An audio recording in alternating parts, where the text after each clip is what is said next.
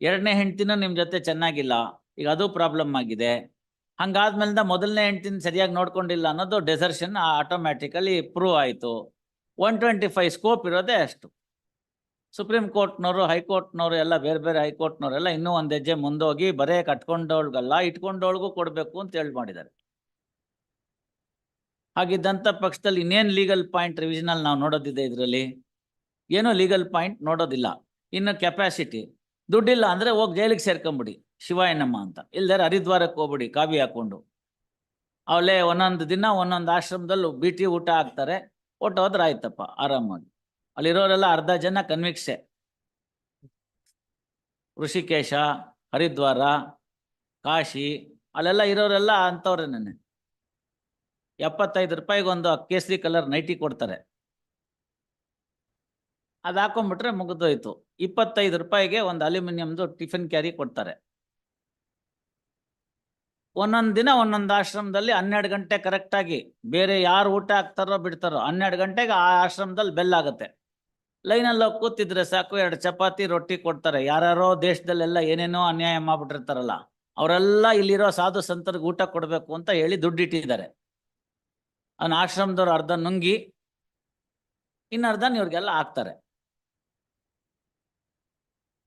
ಬಿಟ್ಬಿಟ್ಟು ಅಲ್ಲೋಗಿ ಸೇರ್ಕೊಂಡ್ಬಿಟ್ರೆ ಮುಗ್ದೋಯ್ತು. ಕಾವಿ ಹಾಕೊಂಡ್ಬಿಟ್ಟು ಗಡ್ಡ ಬಿಟ್ಬಿಟ್ರೆ, ನಿಮ್ ನಸೀಬ್ ಚೆನ್ನಾಗಿದ್ರೆ ನಿಮ್ಮ ಹತ್ರನೂ ಯಾರು ಶಾಸ್ತ್ರ ಗೀಸ್ತ್ರ ಅಂತ ಕೇಳಿ ಒಂದಷ್ಟು ಬೇರೆ ವರ್ಕೌಟ್ ಆಗುತ್ತೆ ದುಡ್ಡು. ಇಲ್ಲಾರ ಆರಾಮಾಗಿ ಬೆಳಗ್ಗೆ ಇರೋದು, ಸಾಯಂಕಾಲ ಆದರೆ ಗಂಗಾ ನದಿ ನೀರು ಕುಡಿಯೋದು, ಗಂಗಾ ಆರತಿ ಆಗುತ್ತೆ. ಯಾರೋ ನಿಮ್ ಸುಮ್ಮನೆ ಅಲ್ಲಿ ಲೈನಲ್ಲಿ ಕೂತಿದ್ರೆ ಪಾಪ ಮಾಡಿದವರೆಲ್ಲ ಬೆಳಗ್ಗೆ ಟಿವಿ ನೋಡಿ 10 ರೂಪಾಯಿ ಹಾಕೊಂಡು ಹೋಗ್ತಾರೆ. ಆ ಥರ 10 ರೂಪಾಯಿ 250 ರೂಪಾಯಿ ಕಲೆಕ್ಷನ್ ಆಗುತ್ತೆ ಪರ್ ಡೇ. ಯಾರಿಗುಂಟು ಯಾರಿಗಿಲ್ಲ. ಬೇಡ ನಾನು ಇಲ್ಲೇ ಇರಬೇಕು ಅಂತಾದ್ರೆ 1ನೇ ಹೆಂಡತಿ, 2ನೇ ಹೆಂಡತಿ, 3ನೇ ಹೆಂಡತಿ ಅಂತ ಇದ್ದು ದುಡ್ದು ತಂದಾಕಿ ಅವ್ರನ್ನ ಕಾಪಾಡಿ ಅಂತಾರೆ ಸುಪ್ರೀಂ ಕೋರ್ಟ್ನವರು. Fully abled person should earn and then maintain the family. ಇಂಥ ಗಂಡನ್ ಕಟ್ಕೊಂಡಿದ್ದಕ್ಕೆ ಅವಳ ಕರ್ಮದಲ್ಲಿ ಇನ್ನೇನು ಅನುಭವಿಸ್ಬೇಕು ಅನುಭವಿಸ್ತಾಳೆ. This all about the 125. Domestic violence, domestic violence still worser. ಅದ್ರಲ್ಲಿ ನಂದೇ ಜಜ್ಮೆಂಟ್ ಇದೆ ನೋಡಿ. ಮೇಂಟೆನೆನ್ಸ್ ಕೊಡೋದ್ರ ಜೊತೆಗೆ ಮನೆಯೂ ಕೊಡಬೇಕು.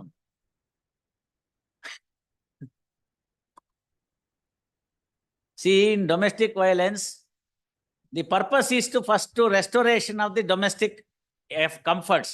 ಗೊತ್ತಾಯ್ತಲ್ಲ? ಅದು ಕೊಡಲಕ್ಕೆ ಆಗ್ಲಿಲ್ಲ ಅಂತ ಇಟ್ಕೊಳ್ಳಿ. ಉದಾಹರಣೆಗೆ ಬಾಡಿಗೆ ಮನೆ, ಅವನೇ ಬಾಡಿಗೆ ಮನೆ ಬಿಟ್ಬಿಟ್ಟಿರ್ತಾನೆ, ಎಲ್ಲಿ ಸೇರಿಸೋದು? ಅಂತಹ ಸಂದರ್ಭದಲ್ಲಿ ಅವ್ರಿಗೆ ಕೊಡ್ತಿದ್ದಂಥ ಕಂಫರ್ಟು ಏನಾಗ್ತಿತ್ತು ಅದಕ್ಕೆ ಸೂಕ್ತವಾಗಿರ್ತಕ್ಕಂಥ ಅಮೌಂಟ್ನ ಮೇಂಟೆನೆನ್ಸ್ ಅಂತ ಕೊಡ್ಬೇಕು. That is the last priority. ನಮ್ಮ ಮ್ಯಾಜಿಸ್ಟ್ರೇಟು ಡೈರೆಕ್ಟಾಗಿ ಅದನ್ನ 125 ಪ್ರೊಸೀಡಿಂಗ್ಸ್ ಥರ ಡೈರೆಕ್ಟಾಗಿ ಮೇಂಟೆನೆನ್ಸ್ ಅಲೋ ಮಾಡ್ತಾ ಇದ್ದಾರೆ. No, that is not the purpose. Purpose is to see that she would be brought back to the shared residence ಅಂತ. That is the purpose of domestic violence act. Throughout the proceedings ಮಾಡಿ has paid the interim maintenance. ಈಗ ಆಯ್ತಲ್ಲಪ್ಪ, ನಾಳೆ ಬೆಳಗ್ಗೆ ಗಂಟು ಮೂಟೆ ಸಮೇತ ತಮ್ಮ ಮನೆಗೆ ಬರ್ತಾರೆ, ಸೇರಿಸ್ಕೊಂಬಿಡಿ ಡೊಮೆಸ್ಟಿಕ್ ವೈಲೆನ್ಸ್ ನಲ್ಲಿ. ಮ್ಯಾರೇಜ್ ಡಿಸಾಲ್ವ್ ಆಗಿದೆ ಸರ್. ಮ್ಯಾರೇಜ್ ಡಿಸಾಲ್ವ್ ಆಗಿದ್ರೆ ಅಲ್ಲಿ ಪೀರಿಯಡ್ ತನಕ ಏನ್ ಕೊಡ್ಬೇಕಾಗಿತ್ತು ದುಡ್ಡು ಕೊಟ್ಬಿಟ್ಟು ಅತ್ಲಾಗ ಮುಗೀತು ಅಂತ ಹೇಳಿ ಕೈ ತೊಳ್ಕೊಂಡ್ಬಿಡೋದು.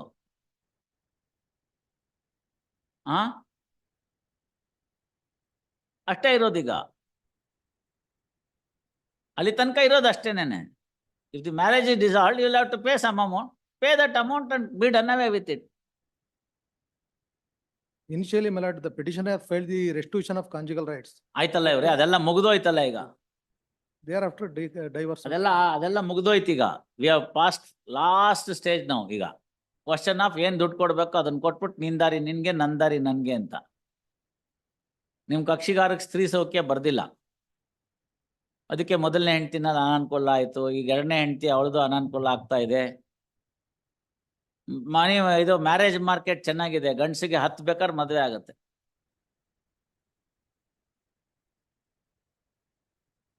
ಏನ್ ಮಾಡೋದು?